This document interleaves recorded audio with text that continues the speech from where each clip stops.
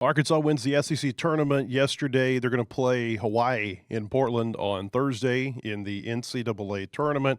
We'll talk about it all today on the podcast. Ethan Westerman here in studio with me. The first thought I had from this yesterday, and I want to talk about, how well I think Arkansas played and beating Vanderbilt and kind of the resiliency they showed to get to that point. But, my first thought about this is that I wish the SEC would move their championship game to a Saturday, and it would take them moving the tournament up by a day. So the tournament would start on Tuesday, and then they would be able to finish it on Saturday. And the reason I say that is twofold. Number one, it's selfishness from a news perspective. When you win the SEC, that ought to be the story for a little bit. It was a story yesterday for 2 hours, and by 5 o'clock yesterday, the fact that Arkansas had beaten Vanderbilt in the SEC tournament championship game, the news cycle had already turned over to, okay, now the NCAA tournament bracket revealed. And you think about that, think about the Big Ten. I mean, their championship game ends 10 minutes before the reveal, so those teams really get no time at all to revel in it. But, more seriously, there is a travel component to this. For people who don't know, Arkansas had a terrible time getting home from Nashville yesterday. They stayed in Nashville. John Calipari has a residence in Nashville. He's got a daughter who lives there, but he has a residence in Nashville. And so they had a lot of fans over to that house to watch the NCAA tournament reveal, to kind of, it's to watch that, to celebrate the tournament championship and everything like that. It was pretty packed. I saw some videos and photos from inside there.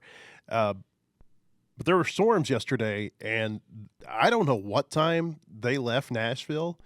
I know that they didn't get home till past midnight. And then, so they're going to be on the ground here in Fayetteville today. Then they're going to have to fly out to Portland tomorrow. And you do wonder, because they did get put on Thursday instead of getting put on Friday. And you do wonder how that might affect them on Thursday when they play Hawaii. It's going to be a 3:25 p.m. Central Time tip-off. But, I wonder about the travel component in all of this, and I think the SEC could alleviate that, and all the conferences could alleviate that, if they would put their championship games the day before the selection show as opposed to putting it the day of the selection show, especially when there's such a quick turnaround and the tournament begins I guess it really begins Tuesday, but for Arkansas's sake, it begins Thursday. Yeah, and the thing is, with the SEC tournament, it's not like if they bumped it up a day that's in the regular season, there's a lot of Saturday and Tuesday turnaround. Yeah. It's not anything different from what you do in the regular season.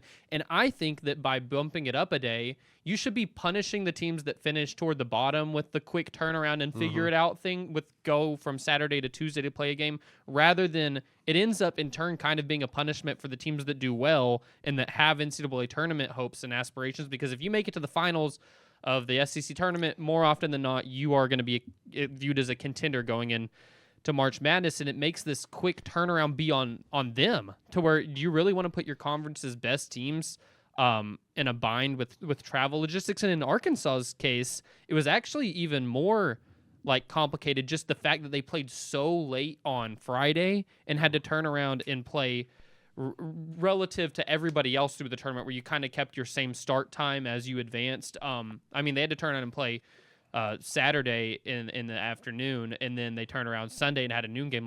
That's 3 games in how many hours? They did that in 2000 when they won the SEC tournament. Yeah. When they won 4-4, they were playing the late game. They played Georgia late on a Thursday night, played Kentucky late on a Friday night. Then they beat LSU on a Saturday afternoon and turned around and beat Auburn on Sunday. So, you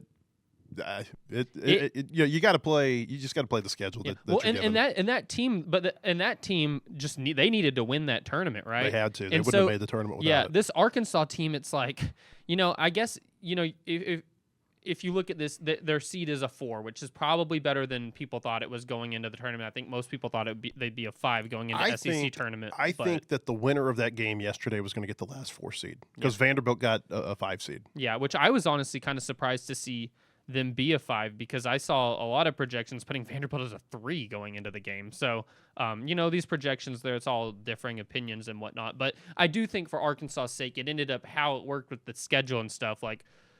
put all of the other elements aside, their schedule ended up being a little bit of just like a ton of quick turnaround, and that's wears on your body to play that many games. But I get it. Like, these players grew up playing AAU and team camps and stuff in high school where you play back-to-back games like next to each other in the summer. But it is like a little bit of just a it's a kind of grind schedule, I think, where they're going to be such a quick turnaround between games and then quick turnaround to travel again. And looking at this while you're talking, Arkansas was the number 16 overall seed. Vanderbilt was the number 17 overall seed. I really think who won that game, that was the difference in being the 4 and 5. And the irony there is that Arkansas is being sent out to Portland. Yeah.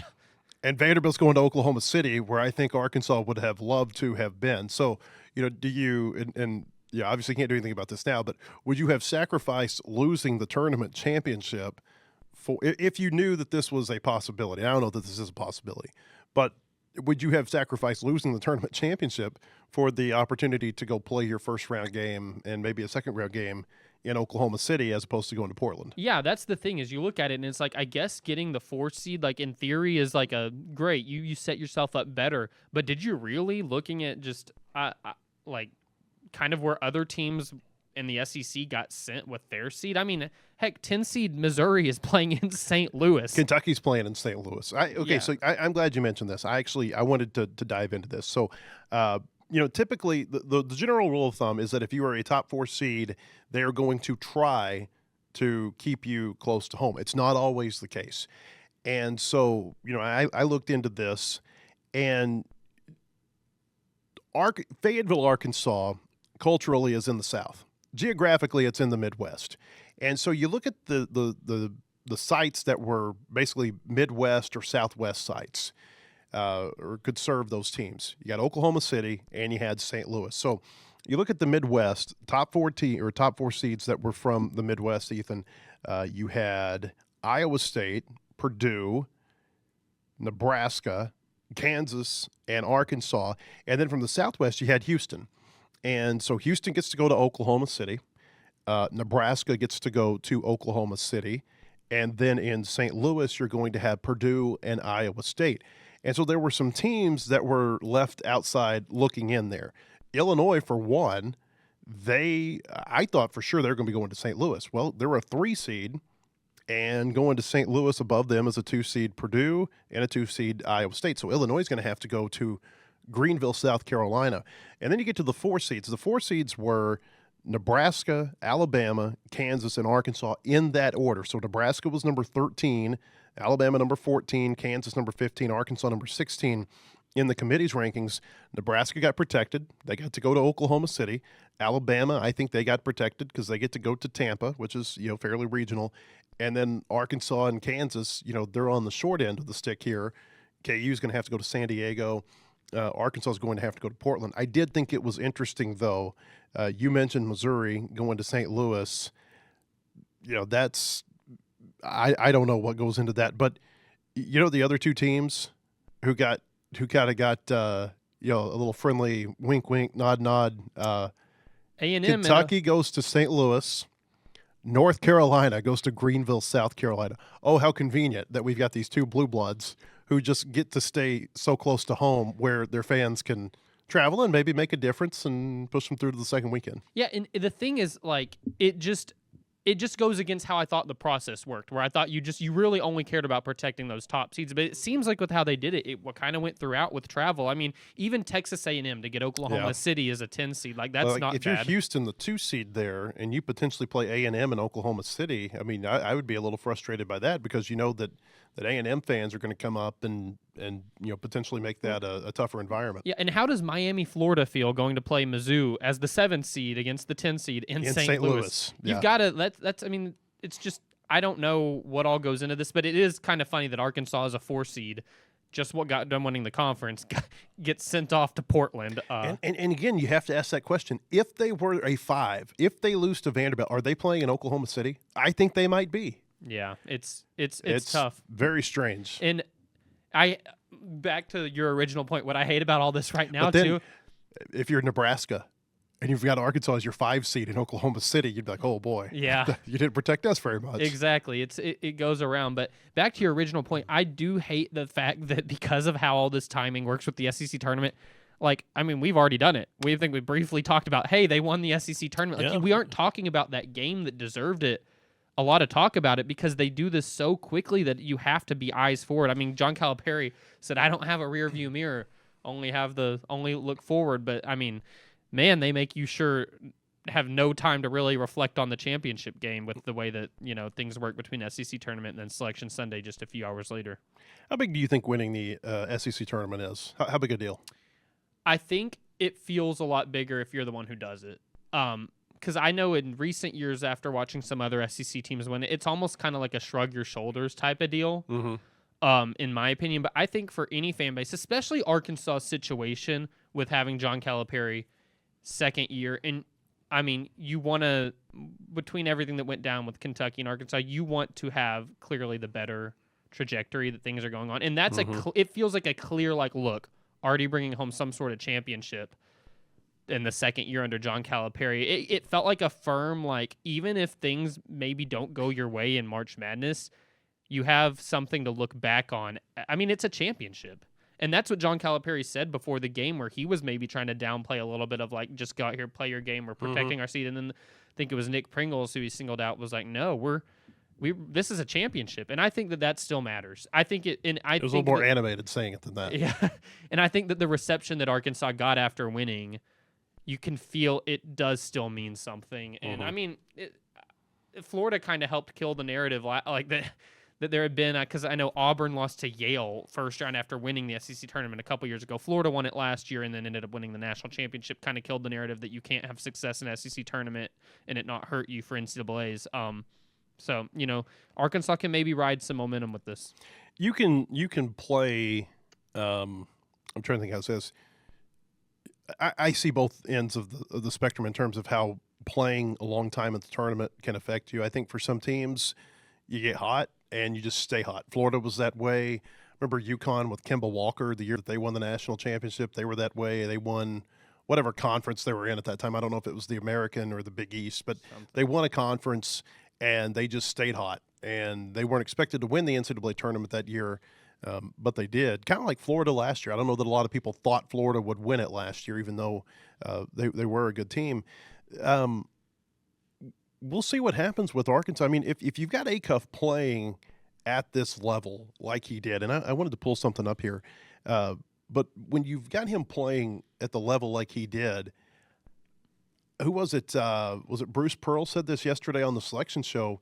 He said the thing that Arkansas is going to have every game is they are going to have the best player on the floor, no doubt about it. And yeah, and I think that especially in these early games where you're playing some teams that you should be a team you should be favored against, that really helps to have a superstar.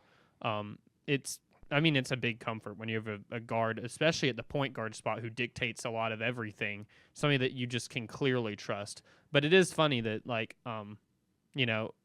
mentality with the SEC tournament for me, I would, if I'm Arkansas, I would have, if you aren't going to win on Sunday, you would have rather lost on Friday. I think if you make it that far, like, think about it from Vanderbilt's perspective. Imagine a world where it was reversed and Arkansas got sent to where we say Vanderbilt is, Oklahoma City. They're in Oklahoma City. And imagine that they had shipped Vanderbilt off as the 5 seed to Portland. Or as the 4 seed to Portland. 4 seed to Portland. That's terrible to have played all the way to the championship game Sunday and lost it and then had that. I wouldn't have felt as bad for Vanderbilt in that situation, though, because they played the SEC tournament in their hometown. They had a 2-mile bus ride back to campus, whereas Arkansas, didn't get back till after midnight. Let's just make it any other SEC team A. And this team that if you make it to the championship of the SEC tournament, at that point, win the thing. Like, you're there, you're already gonna have played that game, win it all. But it does stink, I think, for the team that makes it all the way to the championship and loses, that you just kind of had some more wear and tear on your body, and then who knows where they're gonna send you. Hey, when it comes to your game day, you want the best in your lineup. That includes your eggs. Eggland's Best delivers more of the nutrition you need. They've got 6 times more vitamin D and 25% less saturated fat than ordinary eggs.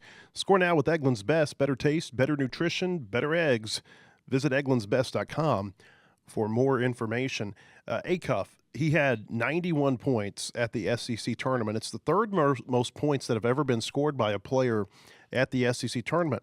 The first two on that list are Allen Houston for Tennessee in 1991. He scored 98 points. And then Kyle Macy for Kentucky in 1979 scored 93. Now, they both played 4 games. Houston averaged 24.5 points. Macy averaged about 23.3. Acuff played 3. He averaged over 30 points per game at the SEC tournament.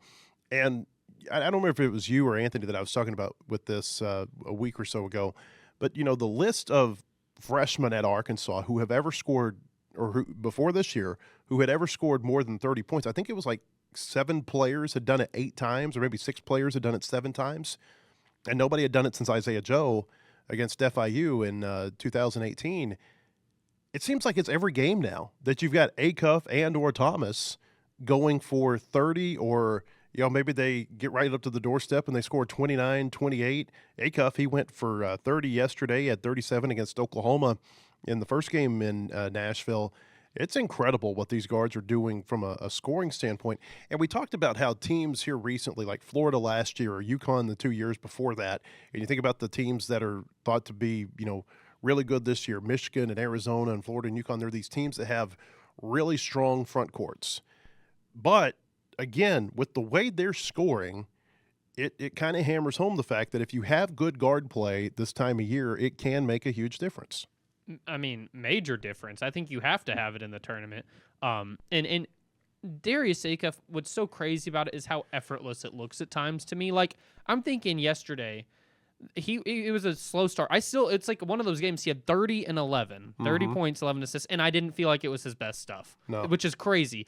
But the moment he thought he'd drawn a foul and just throws up a 3-pointer from the corner that goes in, I'm like, sitting in Mark Byington's lap. Yeah, I was like, oh gosh, here we go. I was like, that shot's about to get him going, and from then on, I was like, take whatever shot you want, Acuff. Well, from that began, so I think at that point he had 6 points before he hit that shot. I gave him 9. He had 12 at halftime. He finished with 30. But then when you take the assist into consideration, when you start with that shot falling out of bounds, so this is basically the last 21 minutes of the game, he scored or assisted 42 of Arkansas's last 51 points. That's incredible. That's incredible.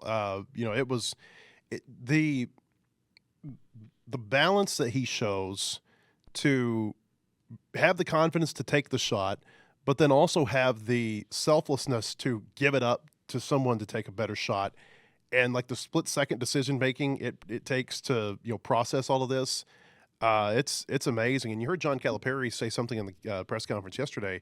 He said, for all the boys that are listening, he said, if you pass on this one, you will regret it. Yeah. Talking to the NBA GMs. Yeah, and I think that's something that we've just been hearing more and more as the season progresses. I think every coach Arkansas played or coached against Arkansas in the SEC tournament, I think every single one of them made a case that he ought to be the number 1 overall pick in the draft. Yeah, and it's just you cannot watch what he's doing and think this isn't like a potential generational type of player. I mean, it's crazy what he's doing.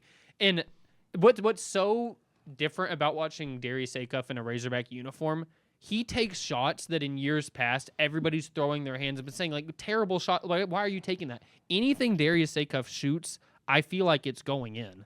And that is what's so crazy about it. I mean, he can take a tough jumper.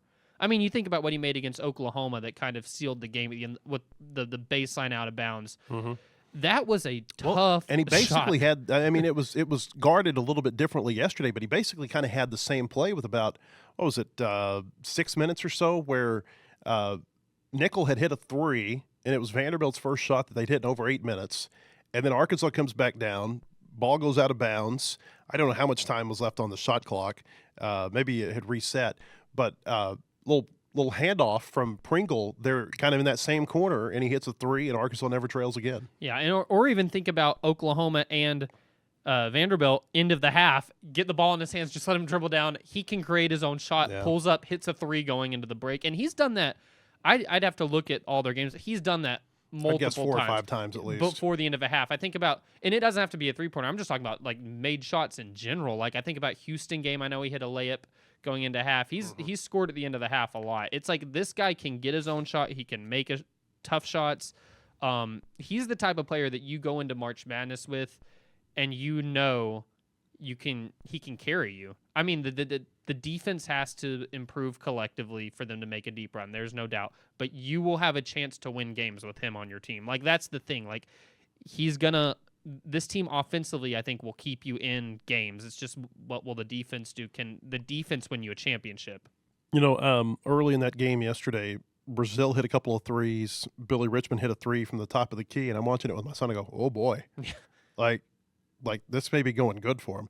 And you heard Byington say this afterward. He said, you got 3 players here who are 30% or less shooters from three-point range, Brazil and Wagner and Richmond, and they all killed Vanderbilt yesterday from 3. Brazil went 4 for 5. Richmond went 2 for 4. DJ Wagner, who, he's had some shooting struggles all year, he goes 3 for 3. And I made this comment about Wagner earlier this year. I said there's going to be a game where you look back and he has scored 15, 17, 18 points. And you say he's the reason that they won the game. Now, he didn't score that much yesterday. He scored 11. But he's the reason I think they won that game. He had 11. They win by 11. I'm not necessarily equating that. It's the timeliness of some of the shots that he made where it kind of stopped a Vanderbilt run. Or in a couple of cases where Arkansas had gotten behind Vanderbilt, it helped Arkansas come back, pretty quickly. And Calipari even said as much yesterday. He said, you could go so far as to say DJ Wagner is the reason that we won this game.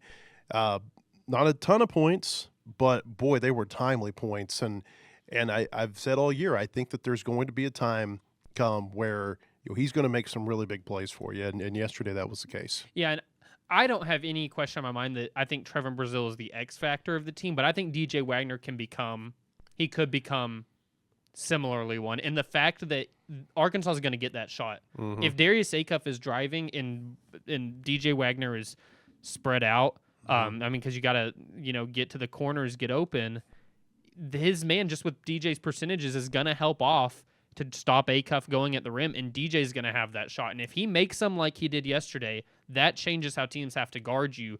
I think people probably would keep taking that gamble that DJ Wagner's not going to kill you from 3, but let's say he keeps this up and keeps hitting them, like that changes the team completely, in my opinion. And we're so used to seeing, like last year, the tournament success, DJ Wagner had the ball in his hands. He was running the point, kind of being the floor general, and it's been an adjustment for him to kind of be off the ball.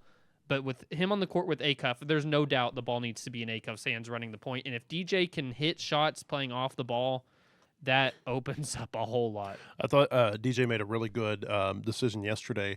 Arkansas was in transition, but Vanderbilt had gotten back and gotten to the rim to take that away from Wagner. And just as he's starting to kind of dribble the ball back out, he sees Acuff coming in from behind him, kind of flips it to him for a transition 3, probably from about 24 feet. And that was a big play in the game. And, really, I just thought situationally it was good on his part to hey, instead of dribble this out, set up an offense, here's this guy who is got the hot hand today. And certainly that was a big play in the game. He had yesterday 4 rebounds, and this is Wagner, 4 rebounds, 4 assists, no turnovers, 1 steal in 23 minutes. And Arkansas outscored Vanderbilt when he was on the floor by 16. That was the best plus-minus for any of the Razorbacks yesterday. Big game for him. Brazil, holy cow, he took over down the stretch, made a couple of big threes, one with the shot clock about to expire. Then he had that blocked shot that led to a transition basket the other way where Ewan dunks it. And at that point, that kind of 3-possession stretch where Brazil hit the 3, Brazil has the swat, and Ewan dunks it, all of a sudden it goes from being a 3-point game to an 8-point game. And that was the moment where you knew Arkansas had won the game. Whenever you saw Vanderbilt have to call a timeout and Calipari gives Trevor Brazile a hug coming to the bench, and you see Trevor Brazile doesn't show a whole lot of emotion. Mm-hmm. You saw a huge smile from him. You were like, oh, this one's headed in a good direction for the Razorbacks. He took over their late, and he hits that 3. Did you see Calipari's little jog down the sideline after Brazil hit that 3? That was hilarious. But you could tell at that point everybody was feeling good. He was animated and really into the game after Wagner hit one of those threes. I mean, Calipari's got a foot out on the court giving him a high five as he's running by. Yesterday was it was a good reminder of what this team can be when most of the parts are like most of the cylinders are firing. They went 15 for 24 from 3 yesterday, and Malik Thomas was 1 for 4. Yeah. Like, if you would have told me that Malik Thomas was going to go 1 for 4, but the team was going to shoot 63% from three-point range, I would have said there's no way. No way. You're trying to Who's hitting those up, threes? You're like, did Darius Acuff go for 60? Yeah. No, I mean, that's exactly right. And he made 5 of 8, but again, I mean, Brazil and Richmond and Wagner, they were really good from the perimeter yesterday. And I feel like here recently, they have started to get more of these type of games than they did, during the regular season. And so again, they're hot. Can they win it? I think it's going to take, like, Arizona's the bully in their bracket right now. I've got the bracket pulled up somewhere. I got so many tabs open here. I don't know what's going on. Here's the bracket for Arkansas. Obviously, they'll play either Wisconsin or High Point if they beat Hawaii on Saturday. And then at the top of that bracket, this would be the teams that would potentially meet Arkansas in the Sweet 16 if they can get that far. You've got Villanova playing Utah State in the 8-9 game, and then Arizona's playing Long Island in the 1-16 game. Arizona's the bully in this bracket. And I don't know how well Arkansas is going to match up with Arizona if they can get to that Sweet 16 matchup, because Arizona is so dadgum good in the front court. Like they're not – I don't know that they're Florida, but I don't know that they're far behind in terms of their front court ability. They're really, really good. I had a chance to watch them a couple of times this year. Maybe Arkansas – do they need an 8-9 upset to happen to get deeper into the tournament? Maybe so. I don't know. I don't know how well they match up with Arizona, but I don't know that I'm going to put anything past them either, again, because of the way that the guard play is going right now. I do think that they benefited this weekend, though, from some of the other outcomes that happened around them. They got to play OU instead of Texas A&M, and so they got to play a team that was playing their third game in 3 days. They got to play Ole Miss 4 games in 4 days, and both of those teams played really spirited. They had a ton of things to play for. I mean, OU was trying to make the tournament. I think they were the first team that was left out. Ole Miss, certainly, they weren't making the NCAA tournament without winning the SEC because they had such a bad record. So I think that they benefited some from that. And then they didn't have to play Florida in the championship game. They got to play Vanderbilt because Vanderbilt had taken care of business the day before. I feel like if Arkansas is going to make a deep run in this tournament, it's probably going to take an upset happening somewhere else to maybe give them a more favorable matchup. But, we'll see. They got to take care of Hawaii first. Yeah, this tournament is all about, by the end matchups and what matchups are you getting. Arizona is scary good. I mean, they've lost by a combined, I think, 6 points, maybe 6 or 7 points this season, I think. And it was back-to-back games. They're a really good team, but maybe they stumble along the way and it helps Arkansas in the bracket. You just never know. But yeah, I do think for Arkansas you're going to need things to fall your way some too, but every team that wins a championship, I think, kind of needs a little bit of that. No, I think so too. Here's the rest of the West bracket, by the way, and if Arkansas gets to the Sweet 16, it's going to be out in San Jose. Ethan's heading to the West Coast tomorrow with Anthony Christensen and our photographer, Hank Layton. By the way, I want to tell everybody, Hank Layton, what an incredible job he did in Nashville, and he does it every time, but we send him to an event. But he did a phenomenal job shooting that. Any of the photos that you see on our website or in our newspaper, in our magazine, from basketball, that's Hank Layton who shoots those, and kudos to you, Hank, for a great job done over in Nashville. But they're all going to be heading out to Portland tomorrow. There's going to be a practice day and press conferences on Wednesday in Portland, and then we're not bringing them home until either Arkansas gets eliminated or they're going to the Final Four, because if they win in Portland, if they advance past Portland, if they beat Hawaii and then they beat either High Point or Wisconsin, and it feels like that's a favorable draw for them on opening weekend. If that happens, then they're going to go to San Jose in the Bay Area for the Sweet 16, and it's kind of interesting that they keep getting put into the West region, Ethan, because this is 4 times in 5 years now that they've been put in the West region. You think about 2022 when they made that run to the Elite Eight. They beat Gonzaga in San Francisco, lost to Duke in San Francisco. 2023, they made the Sweet 16. They played UConn out in Las Vegas. And then last year, they get sent to the Sweet 16. They played Texas Tech in San Francisco. So now here they are in San Jose on the south side of the Bay Area, and they're going to potentially play there. And I'm interested to see if the team, like how does that work? Because what we were talking about logistically in our company is it worth sending all of you back here to Arkansas just for one day and then flying you all the way back out across the country, or just staying out there? And so I think that the same thing could be said for, say, like Arkansas. Like, is it going to be worth, if they get past Portland, sending them all the way back here, or can they just stay out there for stay in Portland for an extra day and then just go down to San Jose? It seems like that would be much, a better use of their time. And you see NFL teams do this a lot, where they have like back-to-back games on the West Coast. Say like, I'm just going to use an example. Say the Patriots play the Seahawks and the 49ers on back-to-back weeks. They'll fly to Seattle, then they'll just stay on the West Coast, and then they'll go to, they'll find somewhere to practice that week, and they'll go to San Francisco, and then they will come home. I would wonder if Arkansas might do that. I guarantee if it is up to John Calipari's call, they will stay out But there. the NCAA, here's the deal. In the tournament, the NCAA is the one that pays the bills. Mm-hmm. So I don't know how that works. Does Calipari say, you know what, I'm going to take care of the hotel room for a couple of nights. You find a charter company that's going to fly me from Portland to San Jose on Tuesday? Yeah. I think that if Arkansas can, it seems like it would they be, would stay out there. it would be the smartest play. Because, again, if they play in San Jose, their first game would be on next Thursday.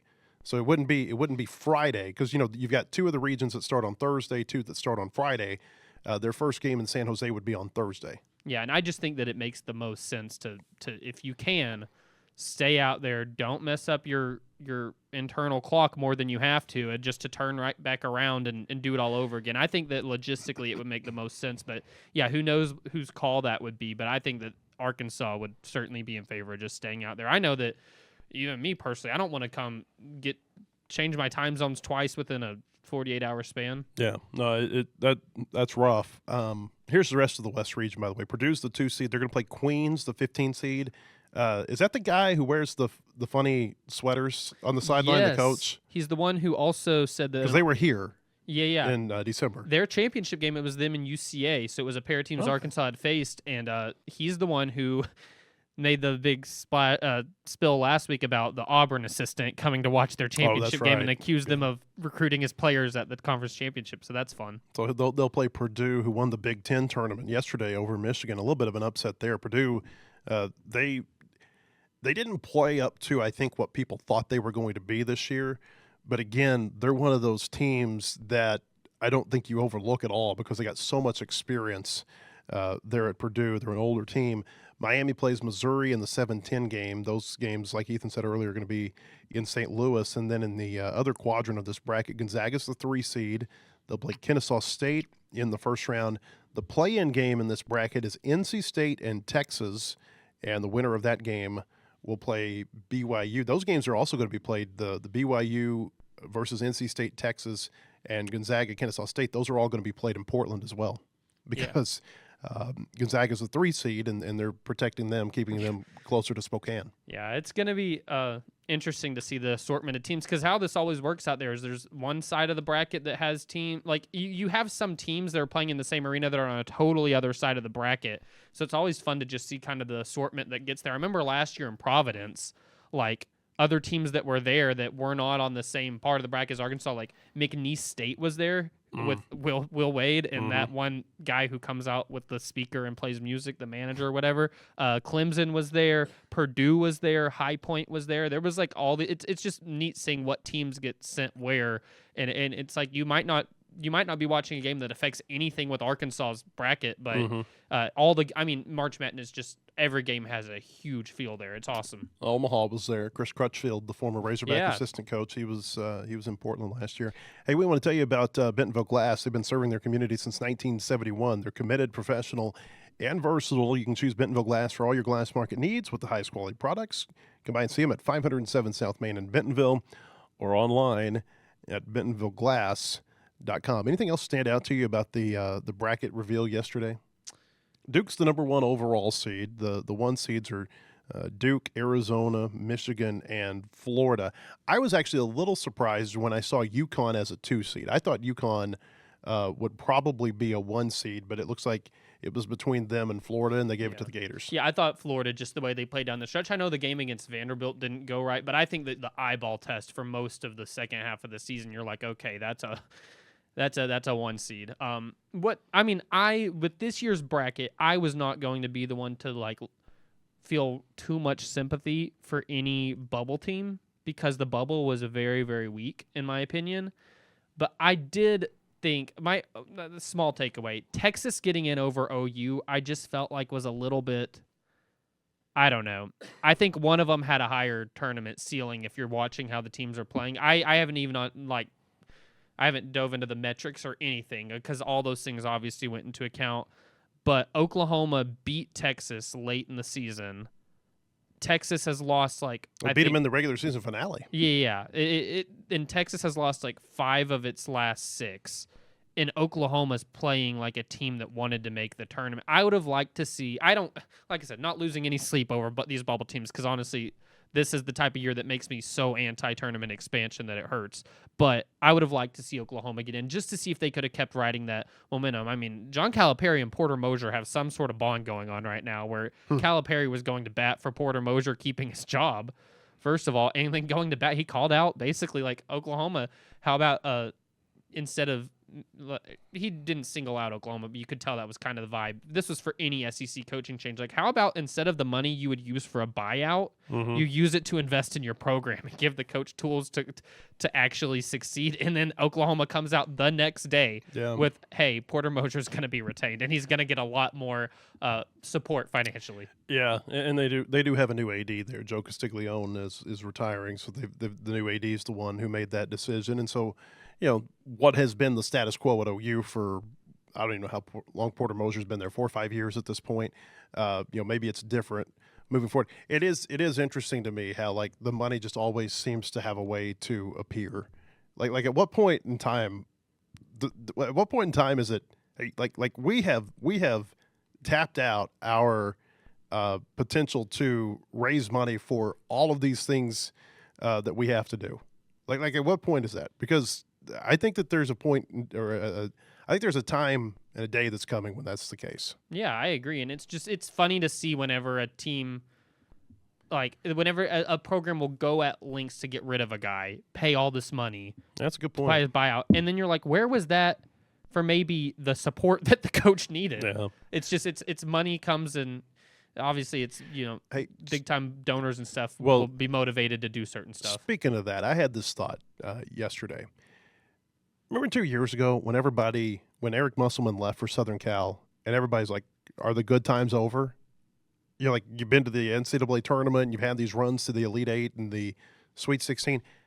Fast forward 2 years, look at where Arkansas is. Mm-hmm. They are in a much better spot, I think, right now with Calipari than they were with Musselman. And that's not to discount anything that Musselman did here whenever he was coaching, because certainly they had a good program, but they weren't nearly as good as Arkansas is now. They just finished this run where they were in the top 25 of the AP poll every single week. I don't think that's happened since the 95 team played for the national championship. So it's been 30-plus years since Arkansas had that happen. Musselman had a lot of teams, and Calipari had a team last year who did the same thing, but it was really prevalent in the Musselman years where they would start SEC play really poorly, and then they would figure things out early to mid-February. They'd get on a roll.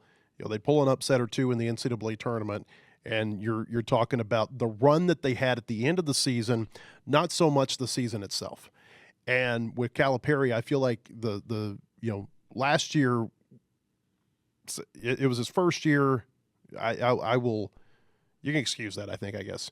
It felt a lot like the Musselman years. This year felt totally different than anything they had in the Musselman years.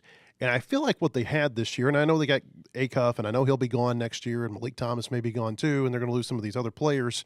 But it does feel like what they did this year with Calipari, with the the financial commitment they've made to basketball, it feels like this is a lot more sustained. This is, maybe put it this way, Ethan, this year is replicatable, I feel like, under Calipari, whereas I don't know that this is one of those seasons, because you never really saw it under Musselman, that you would have seen during those years. They're just, and I go back to, everybody was freaking out this time 2 years ago or a little bit after, whenever it was he left for Southern Cal, late March, and they ended up, I think Arkansas ended up in a really good spot. Calipari ended up in a really good spot.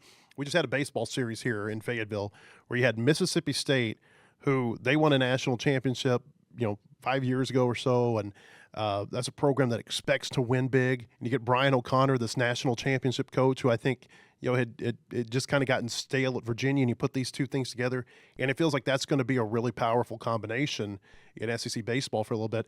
And that's how I felt when Calipari came to Arkansas. You got this really hungry fan base.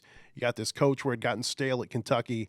And, I think now 2 years into this experiment, if that's what you want to call it, boy, it's going about as well as you could have hoped that it would. Yeah, and I think that what's different, Arkansas, obviously under Eric Musselman, you cannot discount. They made 2 Elite Eights into Sweet 16. That's a whole lot of success in a 3-year period. Obviously, the last year, Musselman is a good tournament coach. He knows how to push the right buttons, and I think they're so good at game planning. You were in the room. You saw what they did. Yeah. And I think that makes a big difference this time of year.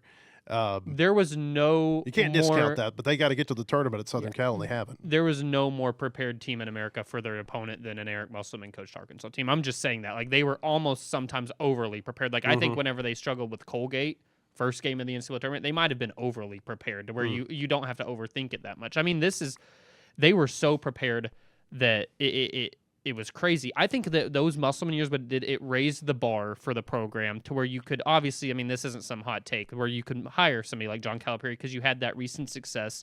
So what Arkansas could be. It feels like what's happened under Calipari, they haven't reached the Elite Eight level yet like Musselman did, but it feels like the bar has been raised again with a blueprint of what can work here. I mean, who has the number 2 recruiting class in America for next year?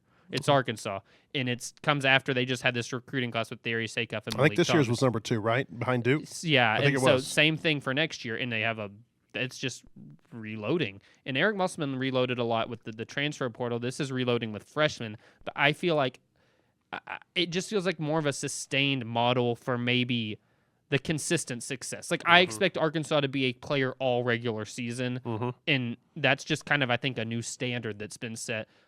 It's fair to say that at this point, 2 years into John Calipari, it feels like it's been a home run as far as, like, everybody's getting what they wanted. John Calipari seems a whole lot happier than I think he was at the end of his time at Kentucky. You can just see, like, the relief, I think, with some of, like, the just, I think, appreciation for what he's doing.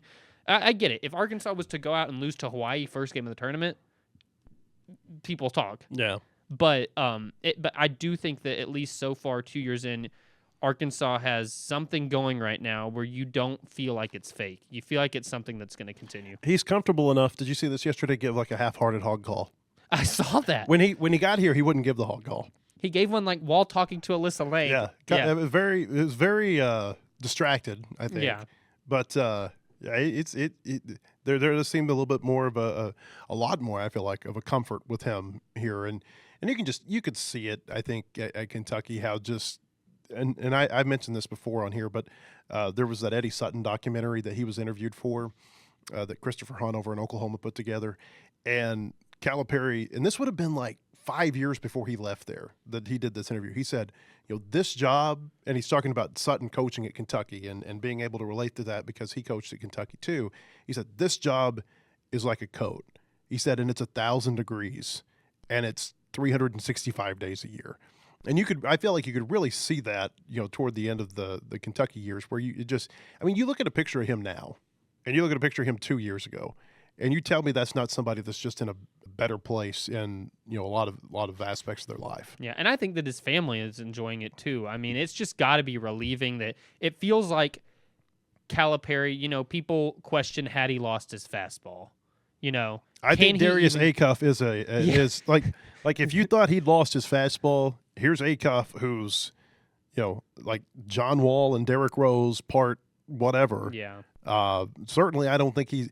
And I think you got to give his staff some credit here too. like Tyler Eulis was a really good guard for him, and Tyler Eulis is one of those that I don't know that gets enough credit for the work that he's done with Darius Acuff in practice since he got to Fayetteville.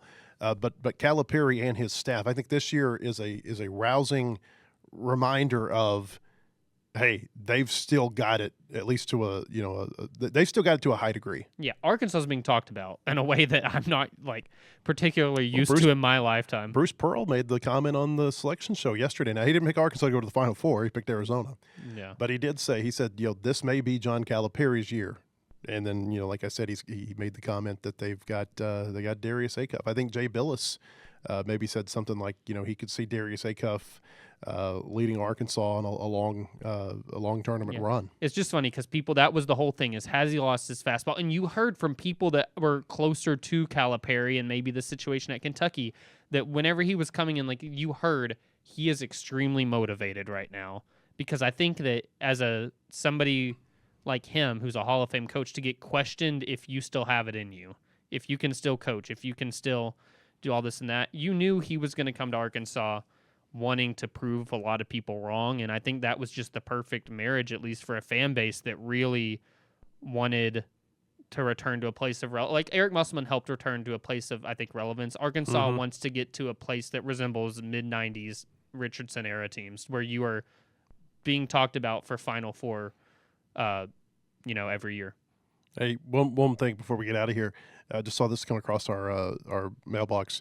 Matt Brown, who we've had on our show a number of times before, he works for he runs the Extra Points newsletter. He put out something this morning. He said the top operating budgets in men's basketball for last fiscal year. Now, this does not include Florida. They haven't gotten Florida has not put its fiscal year 25 numbers into the system yet, so that's a notable exclusion. But the only programs that spent more on Arkansas in basketball last year were Indiana, Tennessee, Arizona, Texas, and UConn. And so that kind of goes to show you that you make the commitment and good things could come. I would say out of all those teams, other than UConn, Arkansas may be having Arizona, certainly is in that conversation too, but Arkansas having big time success. And a pair of those, I'm assuming might have factored in coaching change with Indiana and Texas. Yeah, Indiana's like $9 million more than the next team. Yeah. That probably does have something to do with the coaching change. But it just seems like, and there was an anonymous, I kind of hate anonymous polls, but I still look at them, I guess, about like SEC coaches, like talking like what are the best jobs. This was probably like 2 months ago, and I was shocked to see Texas as high as it was. Mm-hmm. Because of just, I think, kind of how I view basketball pedigree in the SEC. And, this is the type of stuff that's why coaches would say it. Yeah, I've always thought that the best jobs in the SEC are Kentucky 1, Arkansas, Florida 2A and 2B. And then after that, Tennessee and on down the list. I don't know that I would even put I don't know if I'd put Texas in the top 5. I'd have to really think through the other teams. I think it was big-time recency bias of probably hearing how much is being invested in basketball. And probably the basketball arena that they have there, too. And also, you're in Texas. You got the recruiting. But and it really stood out to me, too, in this poll, how much it's like it's hard to maintain a spot. Like Bruce Pearl, whenever he took over Auburn, there's no doubt it would have been listed like near the dang bottom of the SEC. It had only risen in this poll. This is, after obviously Stephen Pearl's taken over, that this comes out only a little bit. It's just still like it's so hard to like reach a point where you have a program that's viewed as one that you can really keep something going long term. All right, so Arkansas and Hawaii on Thursday out in Portland. You can read all about it at our website, WholeHogSports.com. We'll also today have a baseball podcast with Bubba Carpenter, so hope that you listen to that. We'll talk about the Razorbacks beating Mississippi State. What a weekend it was for the Razorbacks. You had softball. They had a big series at Alabama where they lost 2 of 3, but I think they handed Alabama maybe their first loss of the season. Men's track team wins the national championship here in Fayetteville. Of course, SEC tournament champions for basketball. Baseball beating number 3 team in the country, 2 of 3. We got it all at our website. Spring football started. Oh, yeah. Who could forget? WholeHogSports.com. Hope to see you there or on our next show. Have a great day.